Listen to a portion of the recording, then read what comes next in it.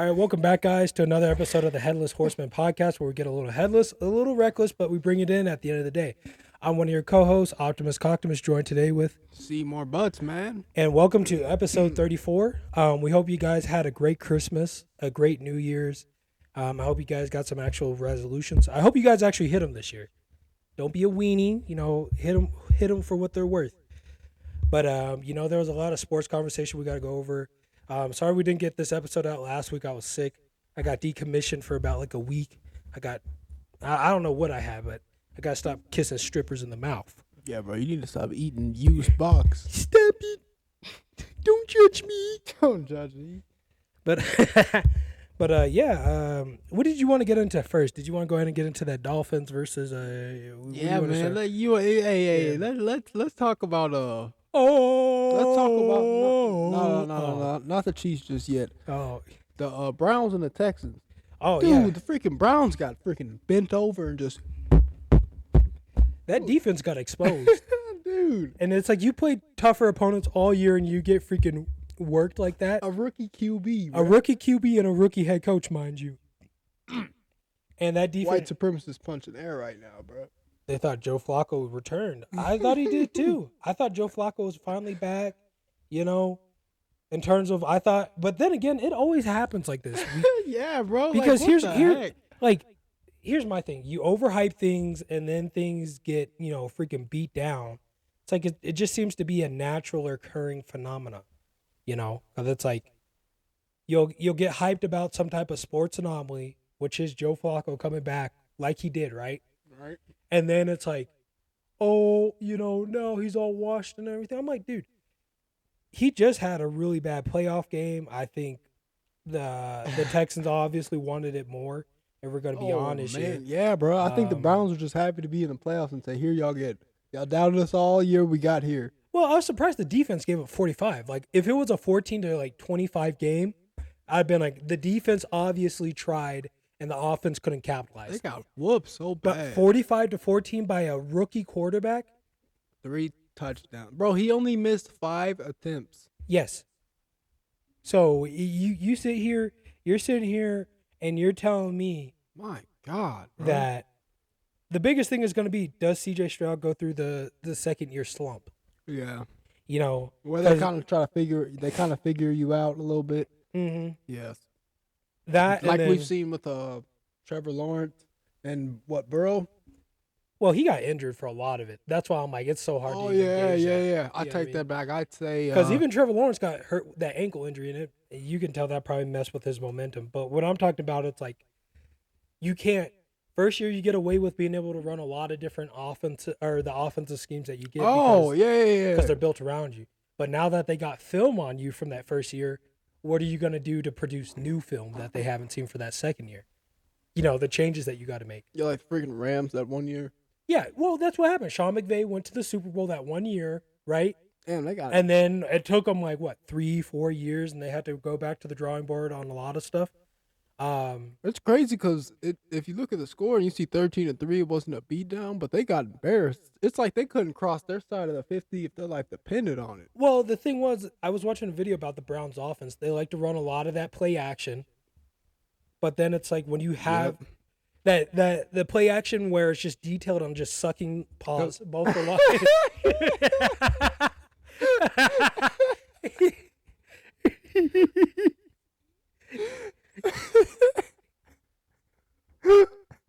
Oh my God, the emphasis you put on it. Yeah, I was like, whoa. Like that dude that was riding the D, and the guy was like, defense. He was riding the defense. But like I was talking about, having disciplined linebackers that can actually sit where they need to sit, so Joe Flacco can't make those reads because in what's his name, Njoku, the tight end. Njoku, yeah, David Njoku. You're probably red lighting that guy the whole game, and then Amari Cooper too. Oh man! And then you got to figure out a different way to win.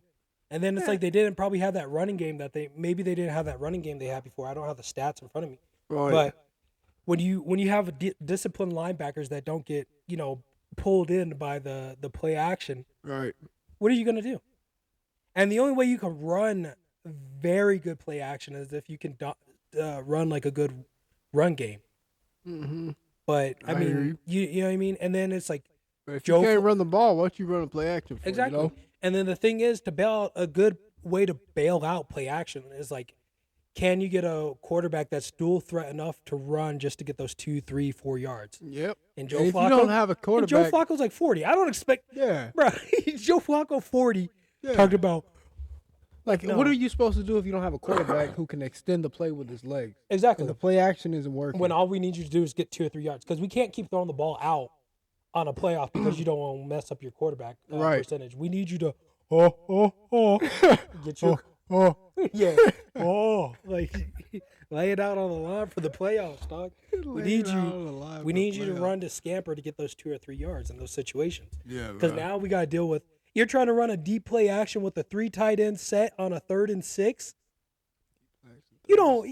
What? You're not going to be able to do that. Why? Why would you? You can't do it. I would just go like 5 wide in that situation. No, but they love to run that play action. They like the videos talked about. They were running like 3 tight end personnel, three tight end personnel, 2 running backs, where they just pull the fullback into block. Another guy, and they just got 2 options that they're running off the play action. And I'm like, you can do that against the Jets for sure. Yeah. Because the Milfson, when he doesn't start carrying, it's the like Milfson. the defense just gets appalled and bro. lacklustered. But when you got a Houston defense that want to play in an offense that can capitalize on it, I mean, your offensive schemes are going to change. I mean, those 3 and outs that I guess they were like getting pissed off. I think like, bruh, we just sat down and you already got another 3 and out. Yeah. Come on, dog. I'm gonna have to watch the highlights from that. Mm-hmm. When did I tune into the game? Mm-hmm. I think I started watching before I laid down and like stride through a touchdown or something. It started to get ugly. Yeah, no, I didn't watch a lot of that. I didn't even watch any of the game because I was just like, look, I think I was like taking a test. But yeah, no. Kareem Hunt had 8 carries for 26 yards and 1 touchdown. David Njoku had 7 receptions for 93 yards. So obviously they weren't probably getting the ball that they wanted.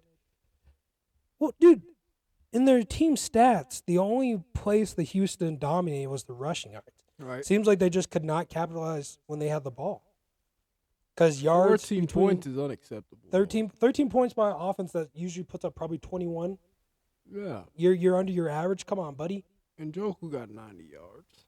But Yeah. What did you do for Cooper there? Only 5 targets? Yeah, see? Oh, that's unacceptable. Mm-mm-mm. That's unacceptable, dog. Yep. Yeah, Hold on, Mark hold on. Cooper, How many 5 sacks? targets, 4 receptions, and 59 yards. Cleveland, no interceptions. Cleveland, no kick returns. There's not a lot of defensive stats for Houston. This is kind of sad. And we're not looking at it. We're not just reading the game based on the stats. But I want to see if they had any sacks or any pressures that could have caught. Y'all didn't even hurt. So they didn't allow.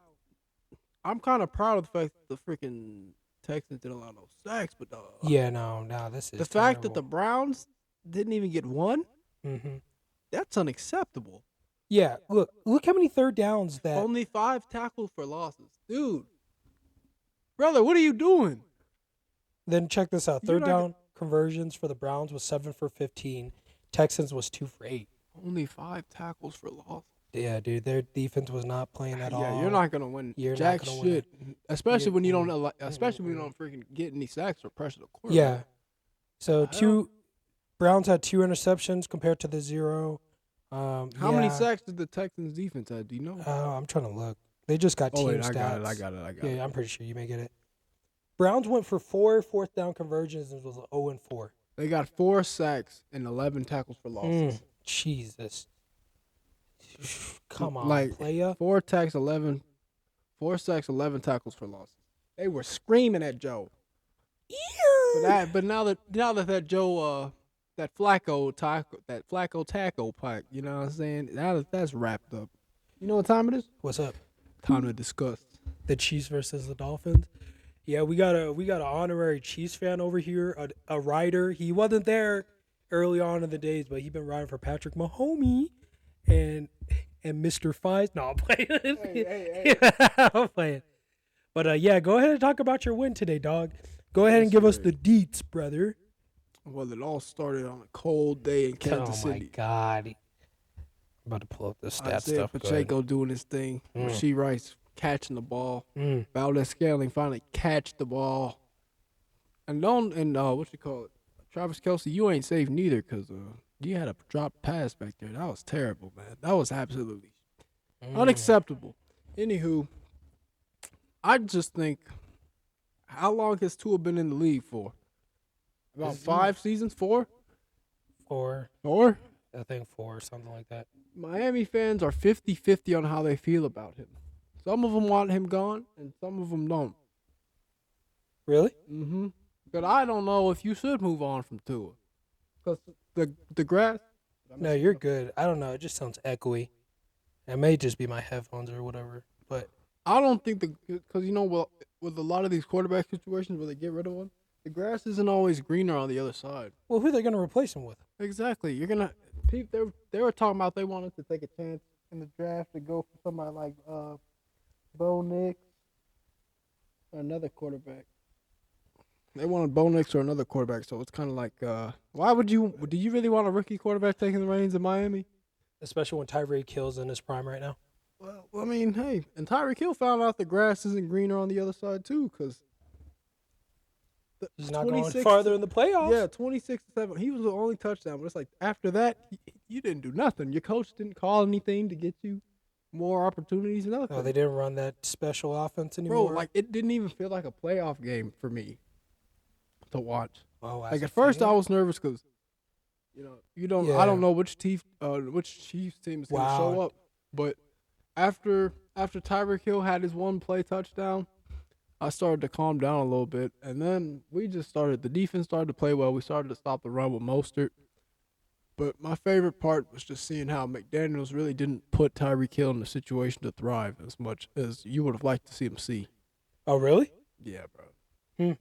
That's sad. Like some of the things I'm looking at here, Tua went 20 for 39, 199 yards, 1 touchdown, 1 interception. Pat Mahomes went 23 for 41, 262, 1 touchdown. Rice, your guys' receiver, had 8 receptions for 130 yards and 1 touchdown. Compared to Tyreek Hill, 5 receptions, 62 yards and 1 touchdown.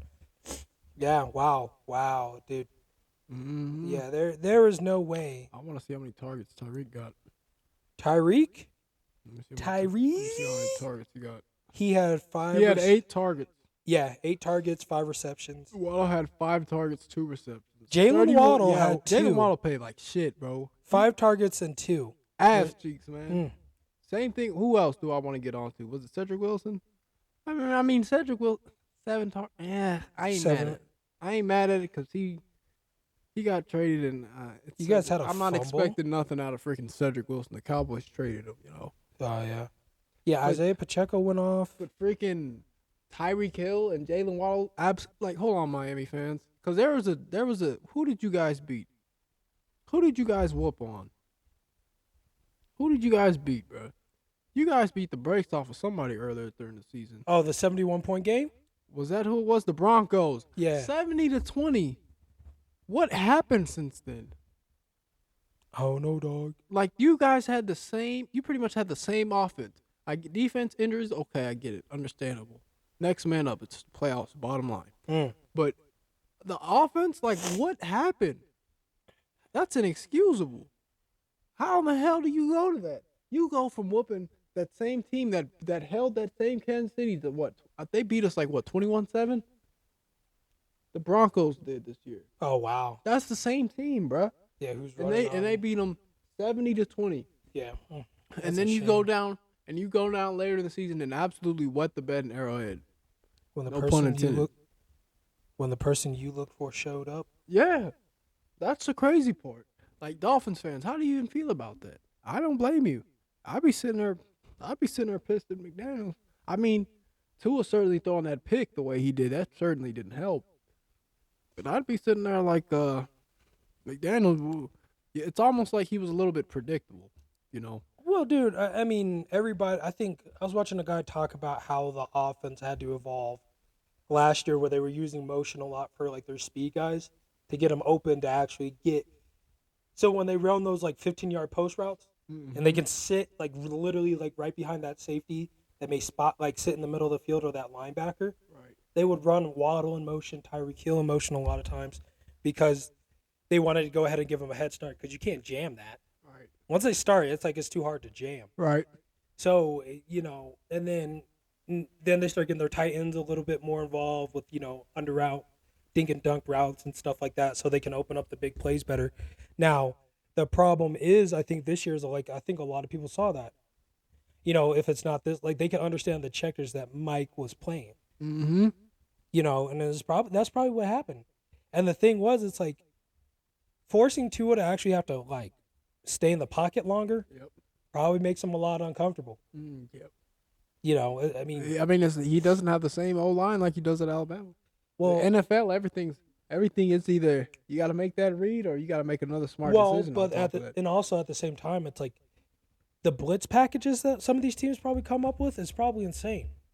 And I was watching how guys break down how they play zone and man in the NFL. Mm-hmm. It's where guys may get passed off when you have 1, 2, 3, 4. Yeah, they be passing it off and stuff like that. Yeah, you'll get passed off. But even in zones, it's guys talk and they understand, okay, if he goes here, he goes here. Or they'll mix where they have the weak side will be man. Yeah, and then mix the strong side. Strong side will be zone. Yeah. So you'll have a cover 2, a covered 3 man, split the field. One half of the field's cover 3, the other side is 2 man with one on the top or something like that. Yeah. You'll see in the red zone where guys will stack, where it's you'll have a safety that stacks right over the 2 corners that got to play up on 2 receivers on both sides of the ball, depending on the split. So you got to think it's a lot of your zone coverages are getting disguised so well to where it's you know what I mean? And then it's when you can run blitz packages where you got to force maybe a guy that's not used to being a star player or a playmaker to actually make a play, that's when things get scary because now he doesn't know how to make the read on some of those receiver choice routes, right? So he doesn't know, should I fade in? Do I run straight up the seam? Do I come in a little bit more? Because that safety's right there. And if you haven't been in that position to make that read, it's going to be tough. Yeah. And then it's Shannon Sharp was kind of right about probably Tyreek Hill being a body catcher. Catches the ball with his body, doesn't have hands like Antonio Brown. And then Tua. Did you see when they were, the commentator? Oh, no, you weren't watching, but the commentator was talking about how Rice was catching the ball with his hands, plucking it out the air. Yeah. And he was giving him his flowers because it's cold as hell out there. Yeah. And then simultaneously on the other side, you had a lot of them trying to catch it. You know what I'm saying? Yeah, because it's cold. It's cold. You don't want to use your hands. What were you saying about Shannon Sharp? Shannon Sharp was just talking about, I got receipts to us since you said you got receipts. He was like, Tyreek, remember how you still catch with your body? I was like, and then he was just yeah, Tua. I think he said something about Tua just not being a good playmaker or something like that. Yeah. But my thing is, I haven't seen Tua make audibles. No. He's no. When he's so used to guys. He's so used to relying on guys' ability to get open. He doesn't to make plays for. Yeah, him. he doesn't try to manipulate routes. Well, you can't manipulate it. He probably just doesn't know how to. Because I think that's kind of just the hard part to his defense about having such a good offensive coordinator. Mm-hmm. Because they know how to do it for you a lot of times. You know what I mean? Yeah. Who was his coordinator? Sark? I forgot. Well, no, Mike McDaniels runs most of the offense at this point. Oh, dude, I was thinking about in college. Yeah, but you think about that you're not gonna make as many plays because it's I don't have to, and I think that's gonna be the biggest thing is Tua next year has to make those audibles. He has to start making those audibles because there's only so much you can do to just put to try and anticipate what the defense is gonna run. That and then once they get through the disguise, it's dude, what are you gonna do? Now you see it for what it is. You can only do so many. Well, I'm gonna extend the play with my legs. It's well, dude, you also are concussion prone at this point. Yeah. How many concussions has he had? 2? 2, where he was throwing up. I'm not trying to be funny, but he's throwing up gang signs. Oh yeah, dude. When he was on his back. Yeah, just stuck. And I'm dude, how likely are you to extend those plays? And then number 2, it's you probably, if you want to start getting those protections you need when those blitz packages come, you got to start shifting line and start calling people in. Learning to read the field. Yeah, exactly. And that's going to be the next hump to get over. It's how do you as a quarterback be an extension of your offensive coordinator where you make the right audibles to get your players open, right? To make your playmakers look like playmakers. Because if we're honest, how much could have Tyreek Hill done to win the MVP if he could have had more of that? Because it's how much pressure was really on your offensive coordinator to do all that? when it's like, okay, well, our quarterback needs to make more reads. Like we told you, check at the line. You know what And I you would have didn't liked make to no see? checks at the line. I would have definitely liked to see, since Tyreek Hill is being doubled at the top, I would have definitely liked to see him in the slot, and then you attack that side that he motions to make him communicate, and you put Jalen Waddle in between as your speed guy, and then keep Cedric Wilson, who's your guy, a little bit taller on the outside. Yeah. Because then, once he goes to that side, they're going to have to communicate. Yeah, with and the they double move team. with it, and they have to move with it. And we didn't see none of that. So, yeah, I mean, we didn't see, bro, it was bad. I'm pretty sure there was doubles all day on Tyreek. And once once the Tyreek doubles were taken care of, you know, especially like you look at some of those catches, it's like, dude, yeah, we'll let you try to beat us with your athleticism all day, but if you can't stay hot out here, we know it's gonna be a long day for you, buddy. Like if we just get you within 30 to 40 yards outside the end zone, we'll take the deep play. But once we got you inside that red zone, Tyreek's not going to be a possession. Yeah, that's exactly what this is exactly what I'm talking about. Look at this. And we got good pressure too. Look. See, so they clamp up on the zone, and then look at that. Over the top, can't even get in nothing. Dude, I was sitting there, I was like, yes. Look, they don't even, and that's the thing. They just run a little stunt, pocket collapses, overthrows Waddle, and I mean, dude, where were you really? Was this even a playable ball here? Look at this. I don't know where he was going. Look, over the middle to, watch, you'll see it. He cuts in. They love to run this too. Those deep ends. But you got four guys sitting in the zone. How are you? Look, from the line. Look, check this out. You're going to just see him. Look, he's going to come across the road. Right here. Look at this. Where were you going to, dude? Where the fuck is he throwing? That's what I'm saying. I don't know who he's throwing. Oh, my God. Yeah, fair use. Yeah, dude.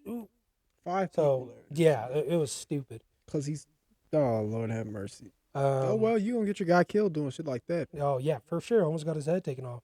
Better be thankful that you ain't playing in the days of Ray Lewis. That dude would have paid the price for coming across the middle. Like, Ed Reed may have taken his head off, or somebody else would have took his head off for sure.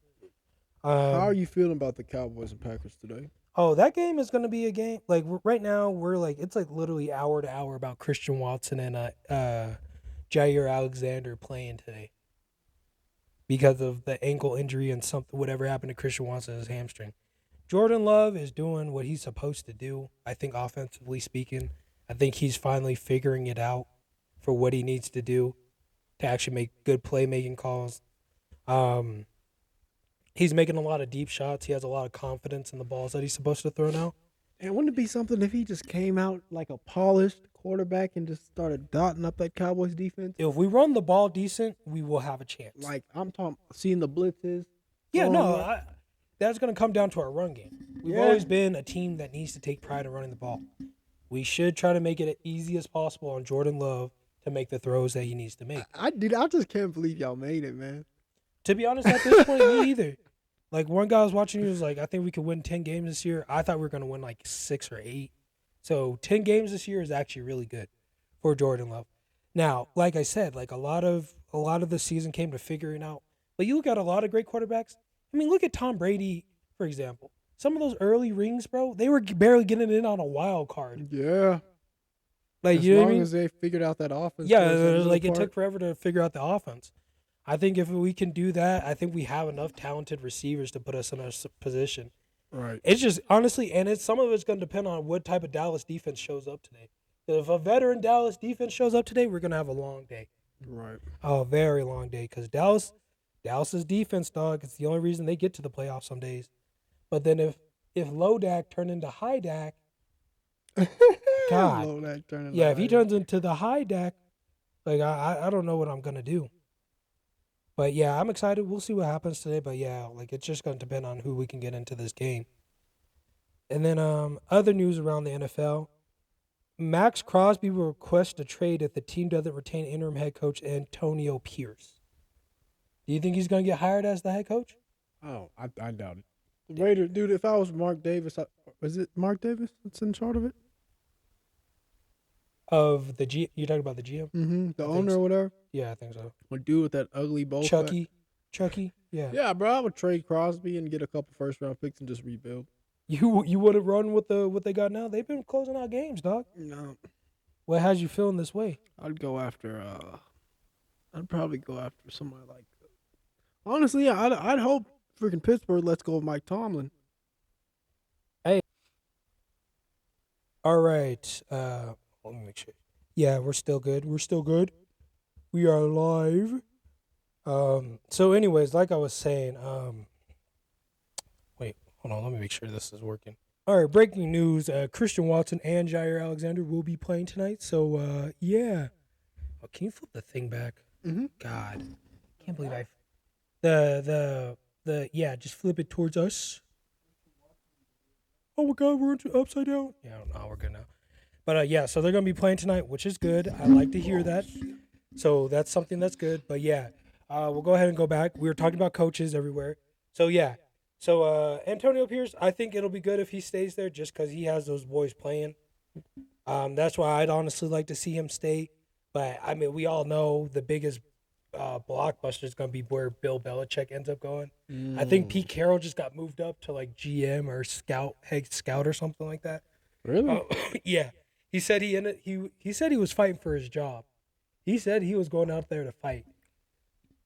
Like he wanted to still coach, but they're like, nah, buddy, you may be better off in some other type of position.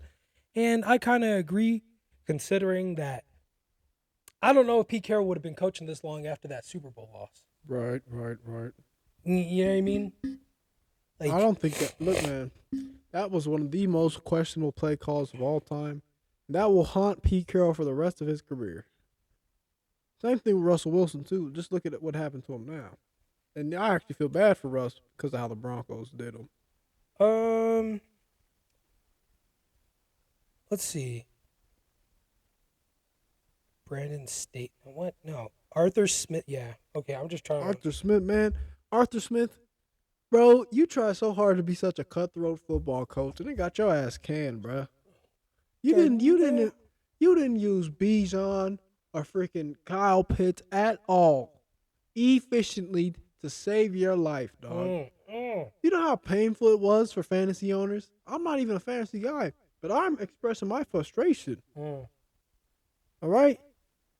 Like, Jesus Christ, man. So I've never seen a guy do so much with so little. I mean, other than Ryan Day, of course. Other than freaking Arthur Smith, like, you should have done way better than, man. It's ridiculous. How do you feel about Mayo being the new guy at New England? Do you think that was a good move? Yeah, but if whenever you lose your first game or you lose the game in a questionable way, bro, if they tie a bundle of sticks and tie it outside your house, brother, next time it's gonna be dynamite. That's all I'm letting you know. You're mine. Yeah, From that window, you're mine. Hard R alert. Hard R alert. Canned. Check will be at the line. On two, ready, break. No, I mean, hard R alert. Here's the thing. He was a solid linebacker though. Yeah, and that's the thing. I think he's coached with them before. Like, he's a lifetime New England Patriot, so there's going to probably be a good amount. It's just the problem with the thing is too, going into an organization like New England is not the same as going into Houston. Like, you think about how much this new head coach has done. Everybody praises him right now for getting to the playoffs with a new quarterback. But if he was in New England with the losses they had earlier on this year, you're washed, you're trash, you're not even a good coordinator.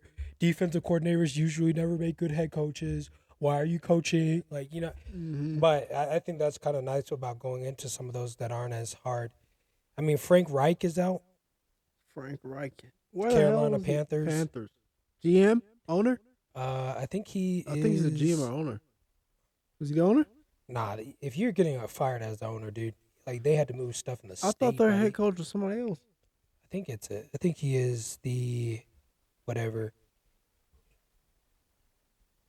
So I think he may be the GM. Yeah. He's not the owner. Owner's David Tepper. Okay. Then, of course, Josh McDaniels out. Brandon Staley is out from the Chargers. What a dog shit head coach. Man. Arthur Smith. Staley, you should have never left the Rams, bro. Ron Rivera is out. Arthur Smith is gone. Bye, trash ass nigga. Ron Rivera.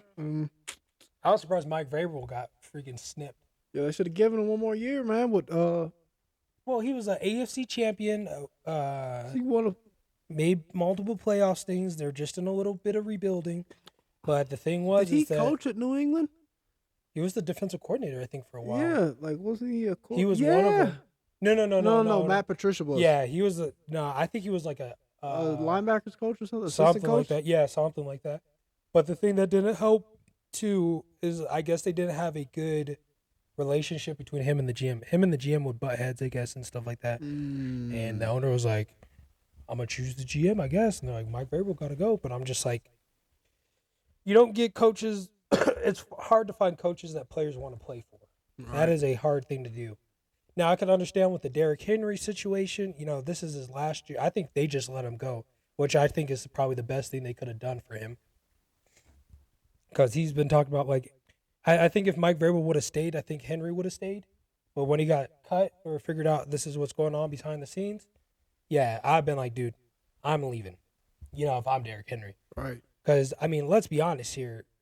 There's going to be plenty of places that'll probably pay, like, close to a max extension for Derrick Henry, considering that he's not a running back that gets injured all the time. He's still dependable. Even in his later years, he can still lean to get – he may not be as explosive, but he can still lean on people to get 3 or 4 yards. Yep. That's a 6'2" guy. You're going to have to tackle that frame. So, I'd like to – if I was Derrick Henry, where would I go if I was Derrick Henry? I really want a chance to get in the ring. I think the best spot would probably be the Chiefs. Maybe for Derrick Henry? Yeah. Or he could come to Green Bay. He could. Yeah, come to Packers. Green Bay. Dude, even the Cowboys could get Henry. Oh, dude, if they got Henry, good night. And I'm not even trying to be delusional, but they could get Henry. Yeah. Eagles probably could. I think we'd be the best fit to get him because we have the most cap space, though. Because we don't have to re-sign anybody next year, and I think $12 million is what we spent on on our first round picks or something like that. We did not spend a lot of money this year. Yeah. So coming into next year, I think we're going to be set to actually get a lot of the pieces that we need. But yeah, so yeah, he's an advisor role. He's going to be moved to an advisor role. It seems like they're gently moving Pete Carroll out. But so Pete Carroll expected to immediately return to 2024. Only for it to get changed to where they want him as an advisor role. He has an eye for scouting talent, which I think is true. But, these coaches are like 70-something years old, dude. They some of these guys are running sports like they run in politicians, and it's time for them to go. Just let it, just enjoy watching the game from the sideline and being a spectator. Just enjoy the greatness. Yeah. We understand you were once involved in the camaraderie. Yeah. After that, it's wraps. Yeah, he said they're not football. Bro, what owner is a football person? What? None of these owners are. None of these owners are. They just need money to pay off their billions. It's more of a money thing more than a football thing. Yeah, bro. I've been a fan of the Seahawks or the NFL since I was 4. No, you haven't. No, you haven't. You just need somewhere to put that billion money so you don't have to deal with all these taxes. The only guy who's a decent owner I could say is a football guy is like Howie Roseman. Yeah. The only reason I think the whole Kraft thing was just because they just had that winning culture. Mm-hmm. I'm a billionaire. I like making money. Bill Belichick likes winning games. You make that match, guess what you're going to get? A coach that wins games, gets Super Bowls, and a guy that makes money. Yep. Because you can't tell me from that TB12 era, but they weren't making cash and checks like crazy. They probably would have cashed more checks if Aaron Hernandez didn't do what he did. Right. Outside of that, it's like, dude, get good night. Good night. But yeah, did you have any other NFL news you wanted to talk about? Oh man, that's just what's going on right now. Wild card weekend, all that good stuff. All the important stuff we wanted to update you guys on sports. Yeah. We still got like 20 minutes, so sweet. Next thing, NCAA or football. College give it football. up. Give it up. Who's the? Let me find this guy's name because this guy just did numbers this year. Who? In terms of being an agent handling his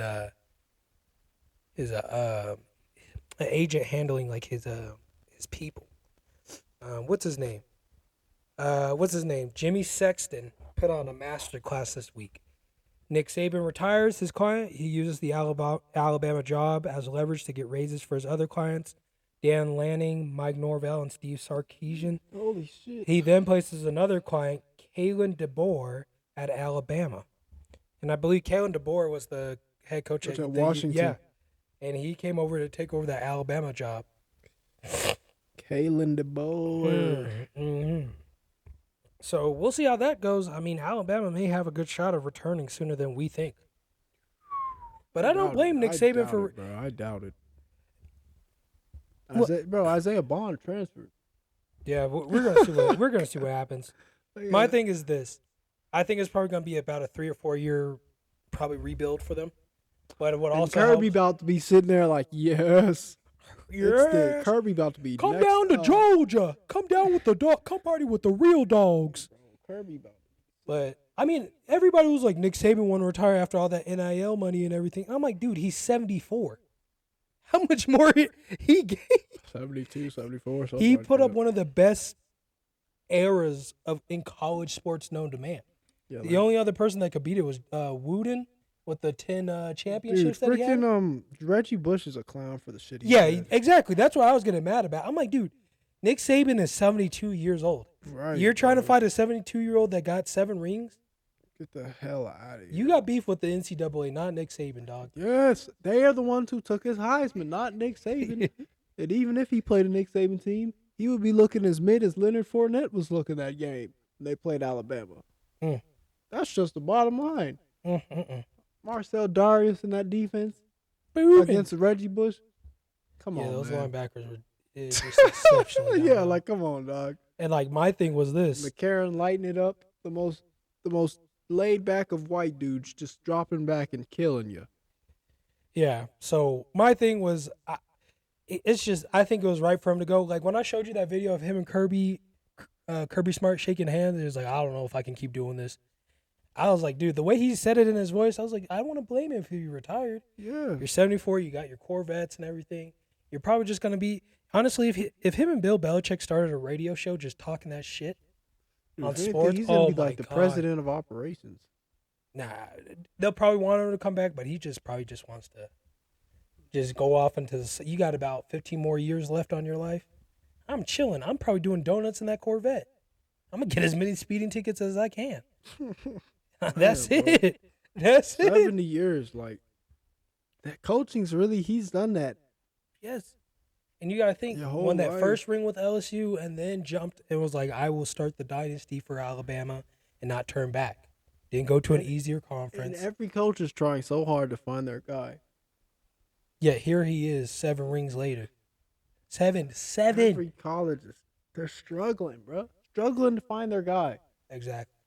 And Nick Saban over here did that shit. Easily. In what 28 seasons? 7 conference, or what you call it? 7 national titles. 7 national titles? Yeah.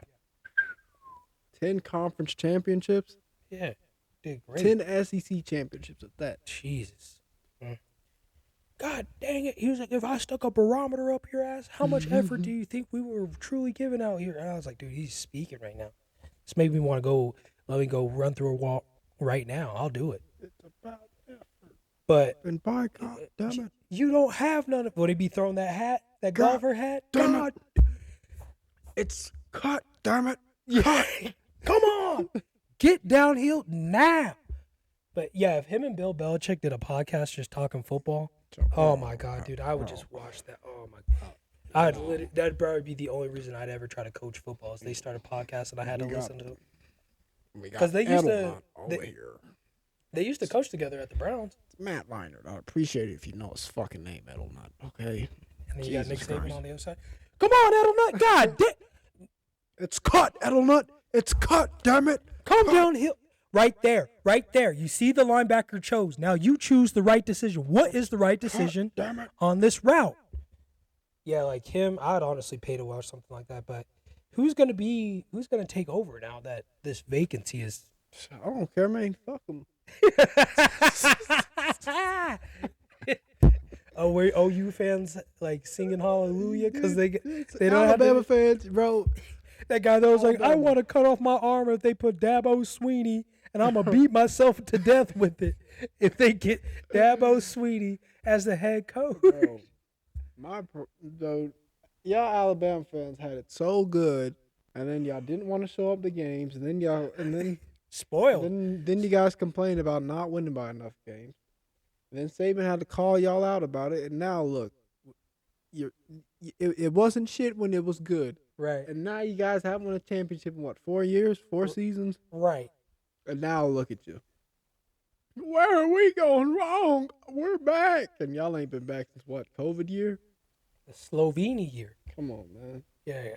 Like, bruh. They were like, I was like, Dabo Swinney, he wouldn't have been a bad choice considering what he did with what he had. Right. So that's why I was like, Dabo Swinney wouldn't be bad. But, it's just going to be interesting now that there isn't a clear number one. This is about, rebalance back to this is probably about more balance back to the NCAA than NIL and transfer portal. Fuck yeah. Because it's now if Nick Saban was probably in his 60s in NIL, he would still be winning championships. Let's be honest here. NIL wasn't going to change much. Yeah, bro. You look at Jimbo Fisher. He had all the money in the world. He still couldn't make that roster work. Exactly. You have to be good at what you do. And they still got to pay him. They still got to pay him for 7 more years. They paid him off. Did they pay him all his money? Yeah, they paid him. They gave him a $75 million payout. Jesus. And that's but crazy. That's that oil money. They got that fuck you money. After they fired him at halftime or whatever, they put out a check for $146 million after that. And they were saying, bounce. Yeah, they're like, yeah, we'll see you later, Jimbo, but we're going to flex on you while we do it. Well, they didn't have a choice. So, NAL wasn't going to stop. Damn, they paid him stupid, though. $75 million. Yeah. $75 million, bro. Texas, that oil money, man. Well, I think Texas A&M is number 2 or number 3 in terms of how much money, because it's Texas, Alabama, then Texas A&M. Yeah, freaking Oregon. And then Oregon's number 4 or number 5 in terms of how much money they bring in. Yeah, Georgia, I heard Georgia doesn't pay a lot in NIL. Well, the thing is I wouldn't go to Georgia for NIL though. Well, nah, I think some of it is probably boosters got to get around to the idea of NIL. You know what I mean? Because a lot of these schools that bring in money probably didn't score as high in terms of being able to be number 1 in the country. Like Texas. When was the last time Texas was truly number 1 in the country? Top 5? No, just top 5 and playable for an NCAA championship. 2006? Yeah, something like that. If Gerald McCoy didn't get hurt, I mean that Alabama game may have went different between him and Texas and Saban. Colt McCoy. Yeah, Colt McCoy. I'm sorry. Gerald McCoy. Yeah, my bad. But yeah. So I mean, you got a lot of these winning teams that are. I mean, that's how SMU was able to make that move to the ACC. They raised over $100 million or something. See, but I'm glad that they did that. Yeah, no, I'm glad too. But I mean, next year with the playoff expansion, I think we're going to see a lot of different teams playing in. A lot of these teams are going to have to adjust with having to make all those trips, though, which is going to be crazy. Because, you're playing – some of those Pac-12 teams went to the ACC. Bruh, you're going to be tired getting off that plane and talking about, let's go, boys. We need to get into the playoffs. I'll be like, bruh, I am tired. That's ridiculous. Having to go to the Big 12. U of A has to go to the Big 12 to go play. Or Big 10. It's the Big 12 wouldn't have been bad for them. Well, they're in the Big 12. They're going to the Big 12. Yeah, I think it's the Big 12. The Big 12 isn't bad.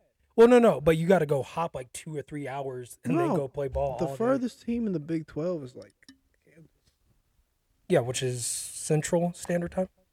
That ain't bad though. So it's 2 hours. Yeah, that's what I'm saying. Compared to Jesus Christ! Imagine Oregon.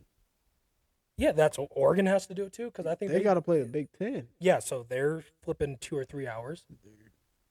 USC. But Oregon's about to be crazy good this season, dude. They got who did they get? They got that dude from Texas A&M. As a quarterback? Evan, no, the wide receiver, the 5-star. Oh, interesting. Yeah, bro. They got Trajan Holden. Yeah. They got him, and then they got Troy Franklin. He's returning too.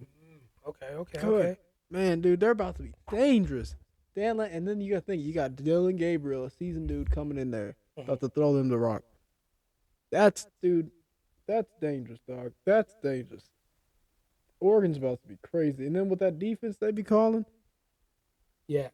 I mean, yeah, a lot of those guys, I think they're going to do just fine. Washington fans, I predicted before the championship, this was probably going to be y'all one and done, hit y'all stride. Coach is gone too. I think Ole Miss may be able to make a good move the next year too. Hell yeah. Yeah, so They got that D tackle from Texas A&M. Yeah, I see what you're saying.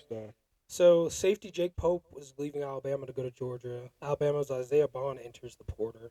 He's a wide receiver. Evan Stewart commits to Oregon. You guys seen that? Miami lands Elijah Alston. Guess he's like a 20-game starter. Played for the that's not bad. Will Rogers names back in the portal. Has re-entered the portal as a grad transfer.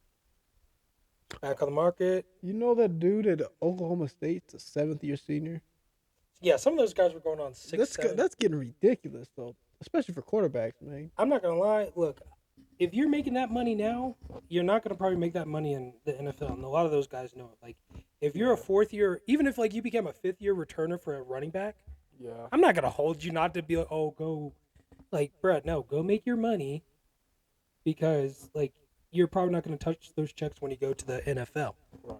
If we're going to be honest, like some of these guys will not touch that money going to the NFL. So make it now. That's ridiculous, bro. I can't get mad at it though. I mean, these guys should be. A lot of these guys probably should. I mean, think about how much money Reggie Bush would have been making if he didn't have to get paid under the table or whatever. Like imagine 8th-year seniors in college football. Talking to the mic. 8th-year seniors in college football. Jesus. Yeah, so Will Rogers is transferring after Kalen DeBoer is going to Alabama. I think he's going as the defensive. Is Will Rogers good, though? Kalen DeBoer was for Alabama. You said what? Is Will Rogers good, though? He transferred from Mississippi State to Washington. I don't think Will Rogers. Yeah, I don't think that dude that good, bro. But who cares? Whatever happened to that guy that transferred? He sits second on the SEC all-time passing yards leaderboard behind only Georgia great Aaron Murray and first in completions. He was one of the top names in this year's class of quarterbacks in the portal and just added a new variable after the action had seemingly settled. So he may try to, he has to figure out where he wants to go. He's going to have to go complete somewhere. He could go compete against Milroe at Alabama. It's not like Milroe can throw. Yeah. Jaden Maiva chooses USC one day after pledging to Georgia. So it's former UNLV starting quarterback. Jesus. This money stuff is messing everybody up. So, star Ole Miss running back Quishon Judkins. I thought it was Jukins. I was like, that's kind of fire. Commits to Ohio State. Wow. Quishon. Why would you go to Ohio State after this past year, though? Character issues from Ole Miss. From what they say. Character issues from Ole Miss. So, I mean, that seems like it's got a lot of good stuff going on. I mean, we're probably going to check in next week after some dust settles with these games tonight. Because even the Bills, you see that? Man. The Bills are paying anyone eligible who shows up $20 an hour plus free food in exchange for shoveling snow out of the stadium. And they play tomorrow. Or the game got postponed to Monday or Tuesday.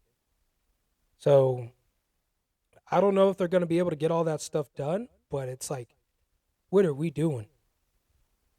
You know what I mean? Like, what are we going to do about that? They need to go ahead and hurry up and just build that dome already. Mm-hmm. Got all that money.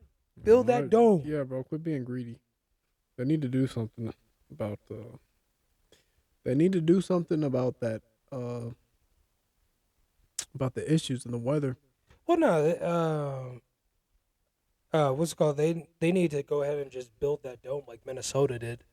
So they need it more than like when I was telling Dad. Remember when that Minnesota dome freaking it just in that the snow just that inflatable shit they put out? Yeah, that inflatable dome, cheap ass shit. That freaking deployable boil. You want to make something like that? Boil. Yeah, cheap ass shit. Oh, cheap. My God, bro. That is cheapskate. Dang. Wait a minute. The Eagles got the Bucks. What an easy fucking playoff. I don't know. The Eagles suck, but like, what an easy fucking playoff, dog. Yeah, it'd be crazy if they lost. What a fucking crazy. Hold on.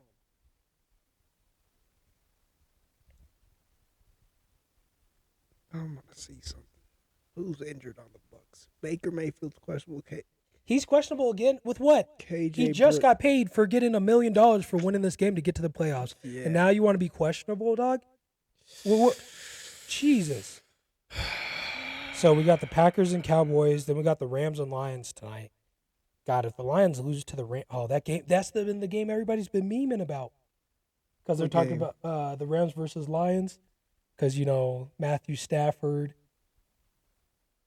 Oh, yeah. I was like, dude, what a crazy wake up, game. What a crazy... wake up, dog, come on. And then you got Jared Goff. You're probably gonna feel some type of way about the Rams. And then we got the Steelers and Bills tomorrow at 2. They play at 5. They play at 2:30 tomorrow.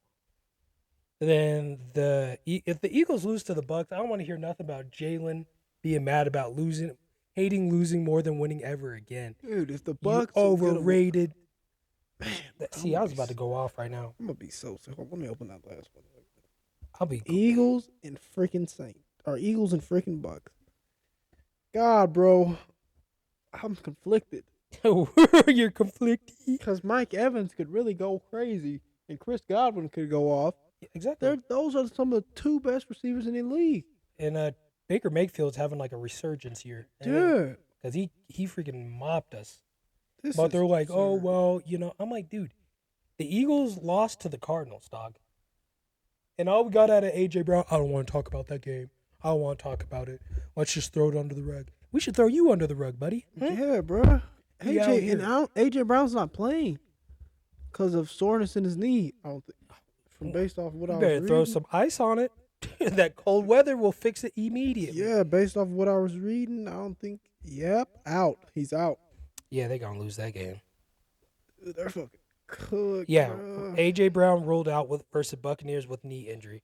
Baker Mayfield injury update. Buccaneers quarterback questionable for Super Wildcard game. He's going to play.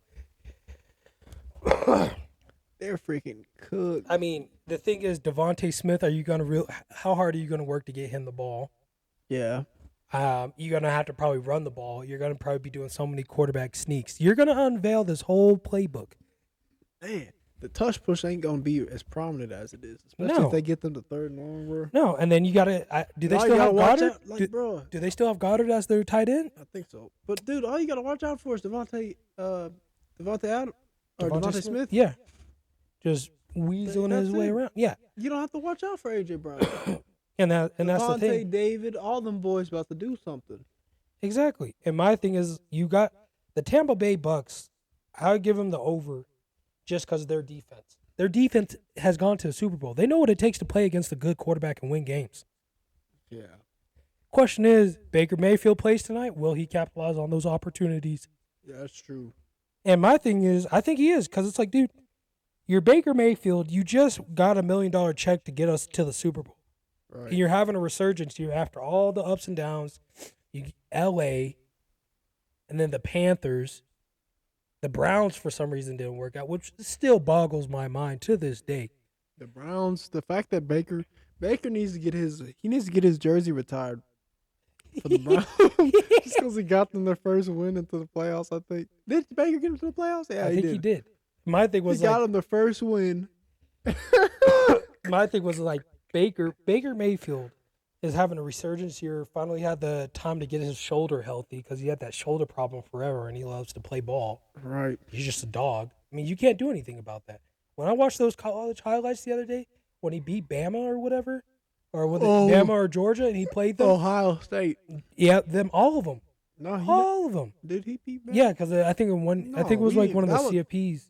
Baker Mayfield had to play him because I was watching the highlights. Because we lost to Georgia in the playoff. Did y'all? Yeah.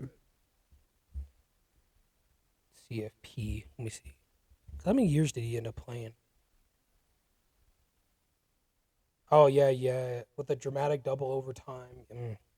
But even then, I mean, you going up against a hard Georgia team like that, dog? Just shooting it out Nick with Chubb. him? Yeah. And freaking Sony it was the Rose Bowl. Rose Bowl. So Baker Mayfield, like, you know what I mean? Like, I'm not too. I want Baker Mayfield to win because I want him to keep doing what he's been doing, which has become like a better quarterback. It was ridiculous how much we slept off on him. Threw him under the bus. But he has the ability to play. He just needed time to nurse that shoulder so he can make the throws he needs to make. Yeah, that's just absurd, man. Yeah, that Browns team should have. They've done absolutely nothing with that Browns. They've done absolutely nothing since that point. They've gone backwards as a fucking franchise, if anything. Well, with more weapons they have. Njoku and Amari Cooper, Nick Chubb, Kareem Hunt. And come on, man. Take me out. Yeah, nah, they piss me off as an organization. Yeah. Front offices are the reason that NFL football is so dog shit. I'm sorry. These guys don't know football. They over suck analytics. And they just watch college highlight tapes and then be like, "Oh, this guy need to get a $5 million check." And it's like, dude, there's more that goes into football than just that. Right. Like, if you actually watch film, you'll be like, dude, all right, yeah, this guy does not deserve money. Nope. Especially This guy deserves money. Especially God, who was that receiver that the freaking he's from TCU. Eagles drafted him. Jalen Reagor. When you look at a film like that, there's no way you'd even extend that guy. But they traded him. But it was like, when you look at his film, like, Right. this was Howie Roseman's worst mistake as an owner, drafting a guy like that. Yeah? Yeah, bro. Oh, excuse me, they could have drafted Justin Jefferson. Imagine the Eagles with Justin Jefferson. That's crazy. Yeah, that is crazy. Because here's my problem, right? The thing was that pissed me off was like, you look at Matt Canada, how does he get a job? Like, what film did they see to be like, Matt Canada, you deserve a job? I mean, that's ridiculous. And then Matt Patricia up there at fucking Lions. Too. Well, they got rid of him quick. They give him like 2 years. They're like, a year out. And I was like, thank you. That's how it should kind of roll. You know, I'd move him to more of a defensive coordinator position like he's been playing before, because obviously he knows it. Yeah. But outside of that, yeah. dude, look. You should have been known Bill Belichick was a more suitable candidate than he ever would have been. Like. Exactly. But he wasn't on the block during that time. So, yeah, that's true. They were winning. But the thing is, what's crazy is this, right? Bill Belichick gets axed off after how many years after the Brady era? Was it 3? 3, yeah. They gave him time. They gave him like 3 years They picked Bailey Zappi and Mac Jones. Yeah, dog, I don't know what it is. It just seems that college quarterbacks that win championships, for some reason, yeah, they're absolute trash. It's like, especially Bama QBs. Yeah, it's weird. Trash. AJ McCarron ass. Which was wild. AJ McCarron, bro, that's crazy. Gets almost eaten alive by Mother Nature. Comes back and says, "Nah, fuck that. I'm gonna go win in college football." And where is he now? Nowhere. McCoy. Yeah. Oh, he's the most winning quarterback in CFP or college football history. Colt McCoy. Colt McCoy, oh, I believe, has the best record as a quarterback in college football history. That's crazy. And backup, dude, freaking Greg McElroy sucked. He was ass.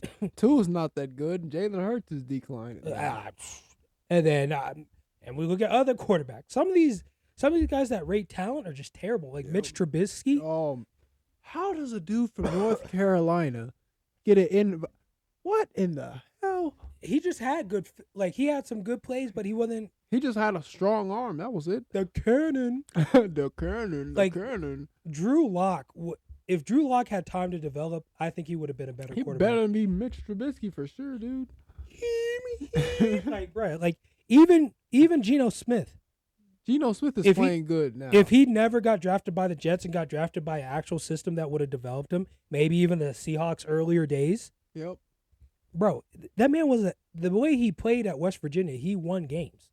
Man, that's just ridiculous. Made tough throws, was a game manager, understood clock, situations, all that. Should be ridiculous. Drew Lock, the only time he lost was to Missouri. And how much can you really blame, or to Texas, I'm sorry, when he was at Missouri. And how much can you really blame? Bro, freaking Geno Smith was a menace. He was a menace in college at West Virginia. Because then after that, they got that safety. They were so Carl good. Joseph, like that defense was disgusting at one time. How hard they were coming down in the Big 12. Pause. For a while, it was like West Virginia was one of those dark horses in like the Big 12. You're like, dude, I don't know about these guys. Yeah, they bro. may West do Virginia something. fucking dude, they were so good with freaking Geno Smith that year. Like I remember, I went on Roblox and named my character Geno Smith. Geno Smith was. That was years ago, bro. That was back when Roblox was I really popping. want to just go buy NCAA and just be making playbooks with you and just be like, look, this will work. Get somebody and coach them like we're the coordinators. Dog, why are you throwing that? It's 2. That's a cover 3. Throw it up the seam. Make that safety choose. Yeah. You know what I mean? I want to play some COD too. I want to play some Black Ops Zombies, dude. Just chill out. Maybe put some. Bro, get you a mini monitor in your room. I'm talking about get like the home bachelor pad. Oh yeah. Yeah, dog. Maybe we could. That's why we gotta make it big on here, big doggy. Yeah, I know. So we can get that Patreon, so you can watch us stream. But yeah. Anyways, yeah, some of that stuff is just ridiculous. I'm surprised nobody's tried to offer Tom Brady as a scouting job. He's the only person I would believe that knows dog. Yeah. You know, nobody else. Like when he was the one who was like, I believe in Lamar Jackson. They're like, all right, Tom, that may be CTE, and it's like, now look at him. Look at Lamar Jackson. All right, Tom, that may be CTE. And it's like, look at him now. Yeah, bro. He's telling the truth. And Steve Smith Sr. needs to be a freaking. He does. They need to be paying him millions of dollars at the worst franchises who have no receivers. They need to pay Steve Smith Sr. to scout. I want Tom Brady, Ed Reed, Steve Smith, and Ray Lewis just to be some scouts for me. I'll be like, look, I will pay you whatever you want. Go find me talent. Right. And I'm going to just go pick up an offensive coordinator off the draft block and a defensive coordinator, and we're going to call it a day. Like, I'd probably go get Quinn, the Dallas Cowboys defensive coordinator. He's going to be my DC. Offensive coordinator, I may just be like, yo, Josh McDaniels. Just be an offensive coordinator, dog. I don't need you to do anything. Don't be a fucking head coach. I don't need you to try to beat up Bill Belichick or worry about just win fucking games by putting our quarterbacks in a good position. GM wise, I may just pull Pete Carroll or I may just pull Bill Belichick, and I'm gonna call it a date and bounce. So, yeah, I got the echo out. It was one of those effects. Apologies, guys. Yeah, I guess the thing just turned on and did its own thing. It's not really our fault. But yeah, no, that's kind of how I feel about football. I don't know if you have any general thoughts about. Nah, bro. That's it's pretty solid. I mean, we're gonna. I think that's a general consensus. To be honest, yeah. People tired of the same old. These are all repeated opinions, and finally, there's being some change in the landscape of like the pros and college. Yeah, I like it. It's just fucking finally. It's just like I said, front offices are the reason why football is not enjoyable anymore. Like the amount of money that goes into making this game, I understand you're making investments on players and stuff like that. It's called durability. And if you ain't got it, you ain't got it. If you got bones of glass and skin of paper, you know what I mean? And it's ridiculous that I don't understand how you transition to paying these guys like buku mills that are top players when I could understand paying top players more money like that if a lot of them were like after 1 or 2 years they're already talking about trades and you're losing guys to trade, so you got to lock down guys. But what players are you losing to trades where you got to lock them down for 5, 6, 8 years when they've barely played 1 year in the league? Healthy. You know what I mean? Right. You play your 1 to 2. I'll give you your 2-year contract. See how you do, freshman. Let's see if you can get over some sophomore slumps. And then we maybe take you on to like another 2 year. And then after that 4th year, if you're not making playoff progression, I'm gonna go find a new player. But I mean, they're doing this thing where they're offering like 6 years, $50 million on a receiver. Like Marvin Harrison looks great on film. Everything and everybody's saying it, but it's still. I'm just saying. I think as a GM, you gotta play it smart and just give him a 2 year, and we gotta put him in a position to win. Number one, and if he doesn't show out, what if he becomes a bust? You gotta pay all that money. No, I don't think so at all. I think the thing that's going to ruin him is if he goes to a trash team like Wilson, the receiver that has to play with he has to play with Zach. And he's getting frustrated because like Aaron Rodgers, like practicing with Aaron Rodgers was the best game film he has. Yeah. Game performance. Like, dude, that's the only way I could see him being a bust. Yeah. Garrett Wilson's not a bust though. But he's not. He's good as fuck. Exactly. But it's just a quarterback situation. Yeah, bro. And the thing is, it's like Garrett Wilson is not a The bust. Jets are in a position to where they need to win now. They have the players, they just need a quarterback so they can win now. Honestly, they should have probably kept Joe Flacco. Yeah. That would have been way better for him than fucking Zach Wilson, especially. Exactly. Like especially what they have now. And then number two, what is it? Number two, you look at putting maybe Zach Wilson. He needs to develop. Mm-hmm. He needs to just develop. He's not a guy that's going to come out and win. I understand it's year 4, but you got an offensive coordinator that lost his job as a head coach in the Denver. Who's their coach? Hayek? Hackett? Yeah, Hackett? Yeah, Hackett or whatever. Bro, like I don't. Hyatt. The only reason he's doing well is because he played with Aaron Rodgers before. Mm-hmm. That's why. So I was just like, dust off the old bookies, and then we're back. But now you got literally, it's as simple as that. But I think you put Zach Wilson in Seattle. I mean, he would be quarterback of the. He would have a decent career. He definitely would have developed. I think even if they had him at the Bills, he would have did better than Matt. If he was at the Seahawks, mm-hmm. and he was Russell Wilson's backup, that would have been a great mentor for him because their play styles are similar. Exactly. And it's like I think he would have developed as a quarterback in many other places except for the Jets. Mm-hmm. The Jets. Jets. I mean, Robert Saleh, they're still trying to figure that shit out. Even before, was he like a second-year coach in there? Second or third or something. He was a defensive coordinator with the San Fran. And now the pressure's about to be here in the third year. Well, you can only say so much about Aaron Rodgers got hurt, therefore. Mm-hmm. We'll Especially see, buddy. with the defense. Exactly.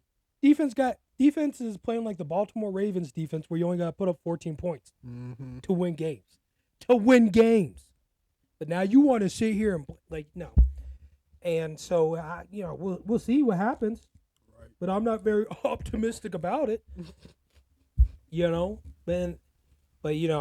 we'll see. I mean, I'm just glad as a Packers fan, we look like the best thing since sliced bread when it comes to rebuild years. The only people that we're coming second place to right now is obviously the Texans, because the Texans are just freaking, especially with a first-year quarterback and a first-year head coach. But I mean, there was a lot of questions about our front office and the things we do. Hopefully, maybe the front office finally turns around. You finally got Aaron Rodgers out because you didn't want him there or whatever the problem was, and now you got this. It's like, come on, dude. We need to go back to winning championships. We're an organization that wins championships. We're not an organization that gets happy when we make one playoff run. We have decades of where we've showed that we belong as championship winners. For Christ's sake, the trophy's named after one of our coaches.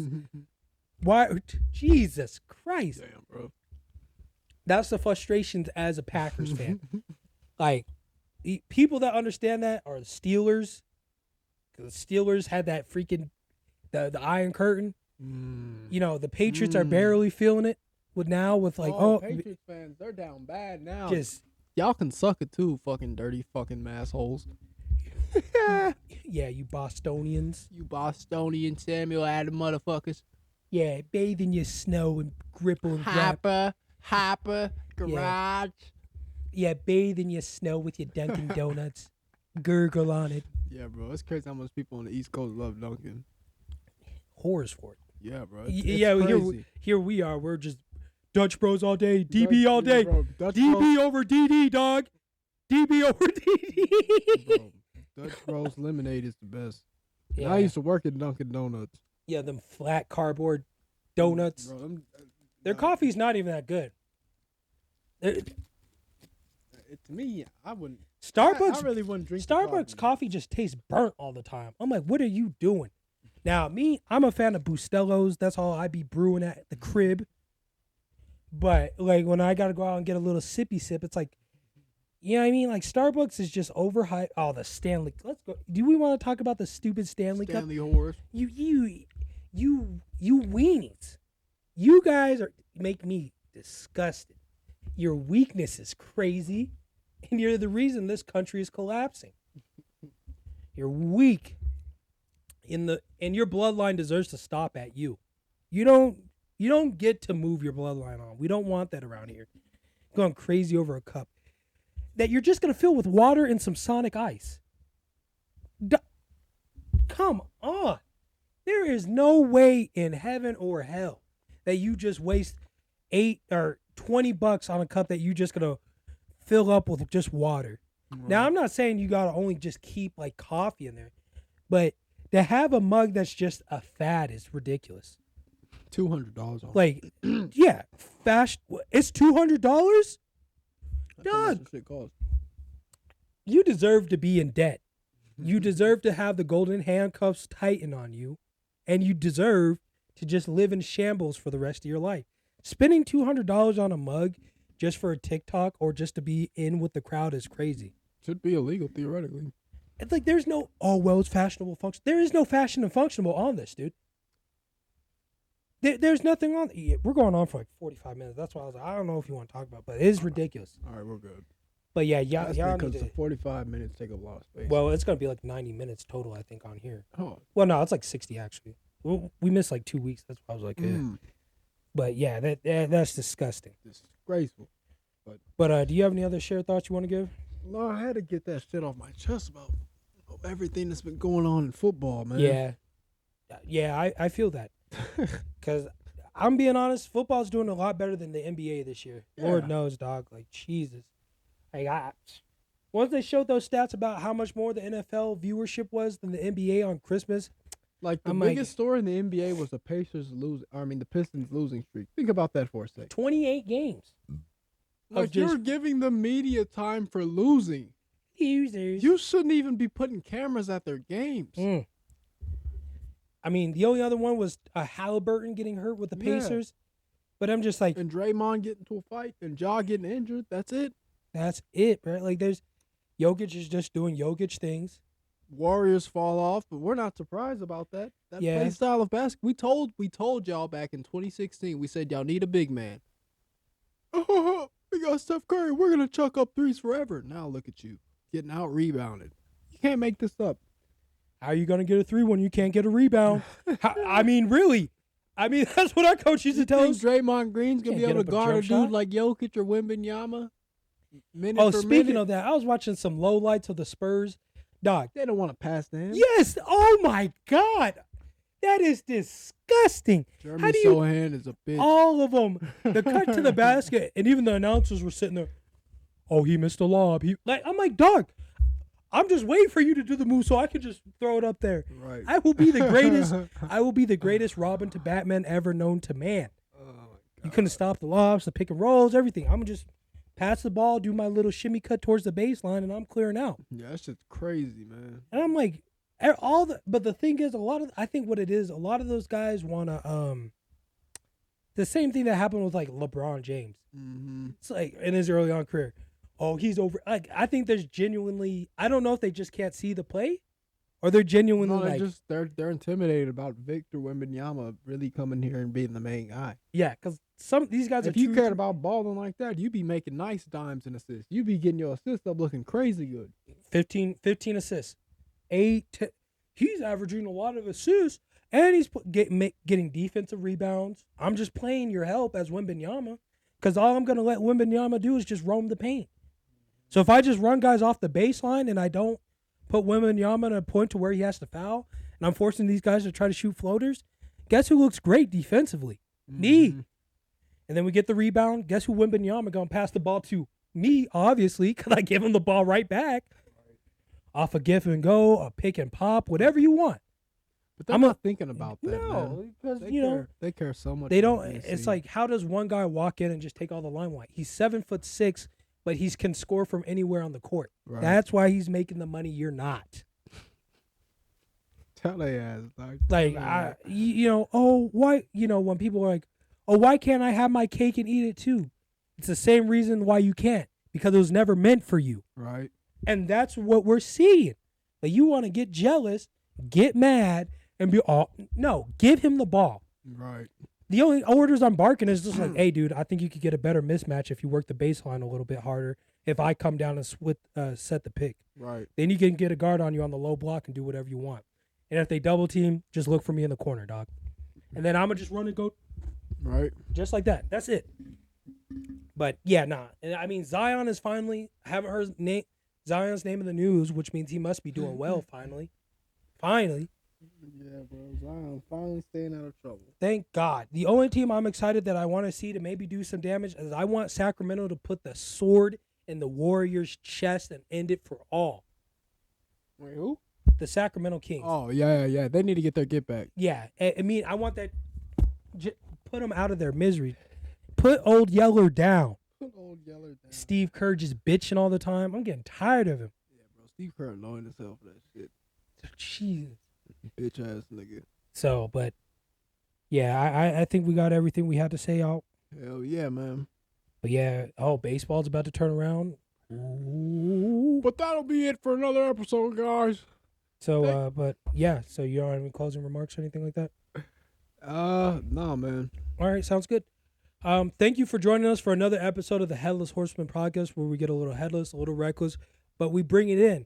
At the end of the day, I'm one of your co-hosts, Optimus Coctimus, joined today with Seymour Butts, mate. And catch us on all major streaming audio platforms, Apple Podcasts, Spotify. Catch us on YouTube, Instagram, and TikTok. Also, if you're on Spotify, look at our interactions. Let us know what you guys think about the episode. And give us some thoughts overall about sports. If there's any talking points you'd like to see us hit next time, let us know on there. Let us know in the comments, DMs, all that. And with that being said, Headless Horseman, let's ride. Ooh. Don't attach us to that bullshit.